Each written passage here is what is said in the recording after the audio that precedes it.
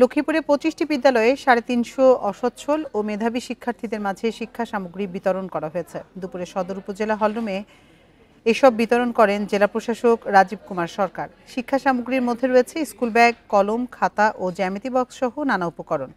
এসব সামগ্রী পেয়ে খুশি শিক্ষার্থীরা। এ সময় জেলা প্রশাসক বলেন, এবার বই উৎসব না হওয়ায় বছরের শুরুতে পৌরসভার পক্ষ থেকে 25টি বিদ্যালয়ের 350 শিক্ষার্থীর মাঝে শিক্ষা উপকরণ দেওয়া হচ্ছে। প্রত্যেকটি পৌরসভা এমন উদ্যোগ নিবে বলে আশা প্রকাশ করেন তিনি।